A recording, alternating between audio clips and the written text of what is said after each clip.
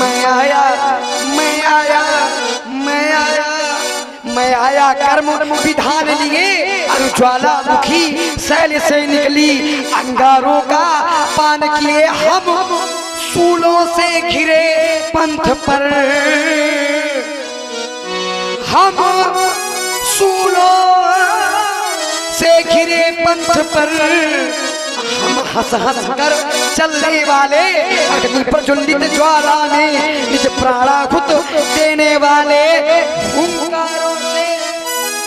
हुंकारों से फटते पहाड़ योद्धाओं को चूर करने वाले योद्धाओं को चूर करने वाले अरिदल के धैर्य खिसक जाते जब बढ़ जाते लड़के पाले लाल सुमित्रा का कुमार सुमित्रा का कुमार ललकार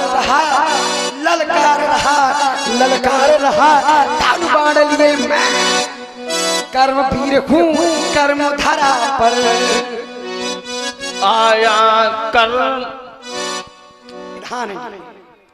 अर्थव्यास जी क्योंकि मैंने इसे अपना प्रभाव दिखाया कर्म से मैंने इसे अपना स्वभाव भी बताया लेकिन ये लबाचाल बालक है महाराज दबने को नहीं तैयार है। अर्थ चाहता हूं ये लड़का है कहीं हमसे मर न जाए।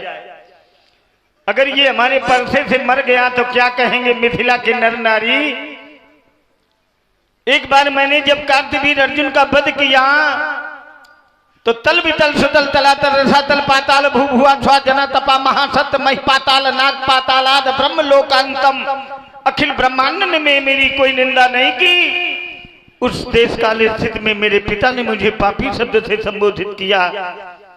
मैंने उसके लिए 10,000 वर्ष तक नैमिषारण्य की पवित्र धरती पर तपस्या की। भगवान शिव पैया पार्वती से प्रकट हुए। मैंने कहा प्रभु जो मैंने ये शास्त्रा बाबू की पूरी धरती को रक्त रंजित करके आज नैमिषारण्य की धरती पर 5 कुआं मैंने रक्त से भर दिए, इसे जो भी भक्त देखेगा मुझे पापी कहेगा। भगवान शिव की कृपा हो गई। उनकी कृपा से वो रक्त जल के रूप में परिवर्तित हो गया। आज भी नैमिषारण्य की धरती पर पंचचक्र तीर्थ के नाम से वो पावन स्थल जाना जा रहा है।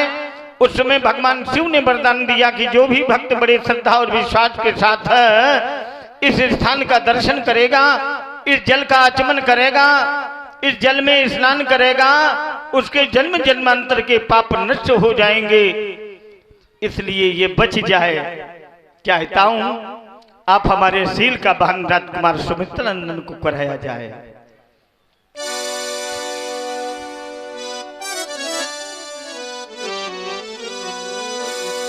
कहे हूं लखन मुनिसी तुम्हारा कहे हूं लखन को नहीं जान विदित सन सारा को नहीं जान। आपका स्वरूप बदल गया पंडित जी। मानो चाहे ना मानो आपके शील को कौन नहीं जानता। विदित है सारा संसार आपके शील को जानता है।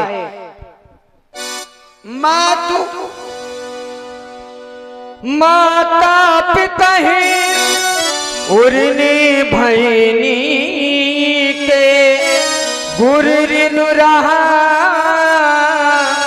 सोच बड़ जी के। माता पिता और मनुष्य भाइयों सबसे तो ऋण है आप, लेकिन गुरु का ऋण शेष है। शेष है तो शेष है, शेष है तो उसको भी मैं पूरा किए दे रहा हूँ। सो जनो हमारे गुरु जनो हमारे माथे काढ़ा दिन चली गई प्यार जी बड़ी बाड़ा सोजन हमरे माथे काढ़ा और दिन चल गए वो ब्याज बढ़वाहा। काफी समय व्यतीत हो चुका है और ब्याज भी आपकी काफी बढ़ गई है, और जब काफी ब्याज बढ़ गई है तो अधिक ब्याज नहीं बढ़नी चाहिए। अभी आनी बेहरिया बोली तुरंत देवू मैं थैली खोली। आप अपने व्यवहारियों को बुला लीजिए, एक एक पाई पाई थोड़ा थोड़ा सब। अब आज से बात ये न कहना पाई बाई चुपटा दूंगा। दिन चढ़ गयो ब्याज बहु बाढ़ा। तो ब्याज माने बहाना है, ब्याज माने ये धन संबंधी नहीं है।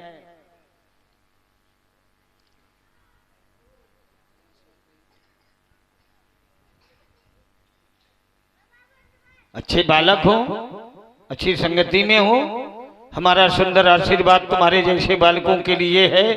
जब तक गंगा और यमुना में जल रहे, जब तक ये सुंदर संतों की समाज धरती पर बनी रहे, तब तक तुम्हारा यश गगनोन्मुखी तक प्रसारित रहे। ब्राह्मणों के आशीर्वाद से ही ये भक्त उन्नति को प्राप्त करते हैं। ज्ञानियों ने कहा है, जिस घर में वर्ष में एक बार भी ब्राह्मण के पद का प्रक्षालन नहीं होता है, उस घर का जो अग्रासन है, ग्रास है, वो देवता और तुम्हारे पूर्वज नहीं ग्रहण करते हैं। जो भक्त कुत्तों को बांध करके घर में उनकी सेवा करते हैं, उनके घर में कभी यमराज को छोड़ करके पितर और देव कोई घर के अंदर प्रवेश नहीं करते हैं। इसीलिए तो ब्राह्मण समाज में पूज्य होता है। ब्राह्मण जब घर के अंदर आता है, होम करता है, यज्ञ करता है, जप करता है, मंत्र का उच्चारण करता है, तभी कल्याण होता है। क्यों? जब ब्राह्मण मंत्र का उच्चारण करता है तो महाराज उस उच्चारण से दो रस निकलते हैं। एक रस का नाम है हव्य और दूसरे रस का नाम है कव्य। हव्य रस का पान देव करते हैं और कव्य रस का पान आपके पूर्वज करते हैं। तो जब आपके पूर्वज और देव दोनों प्रसन्न होते हैं, तभी परिवार में धन संपत्ति और संतति की प्राप्ति होती है। इसलिए घर में ब्राह्मण ना आवे, लेकिन जहां भी ब्राह्मण मिल जाए उससे कभी बैर नहीं करना चाहिए। क्योंकि हमारे बाबा कह रहे हैं, वंश न रह दुज अनहित कीन है। ब्राह्मण का अनर्थ करने से वंश नहीं चलता है। ब्राह्मण चाहे जैसा है, वो जैसा कर्म करेगा उसी प्रकार के योनि को वो प्राप्त होगा। बड़ी सुधी समाज है। ये पाठक जी कहाँ गए?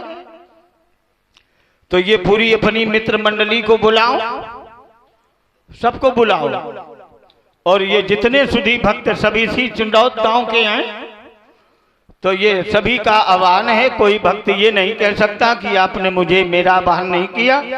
तो ये सभी भक्त जो यहाँ खड़े हैं, ये सभी भक्त धर्मंच के पास है, कुछ क्षण के लिए अपने को समर्पित करें। सभी का आह्वान है, आए। तो ये पाठक जी को बुलाओ, कहाँ है?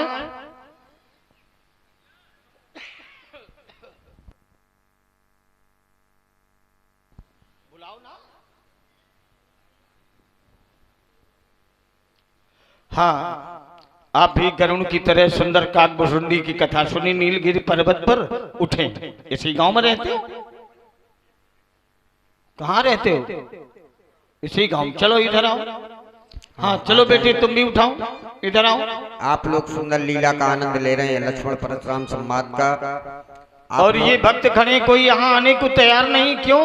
यहाँ बुलाया नहीं जाता रहा क्या? कल्याण हो।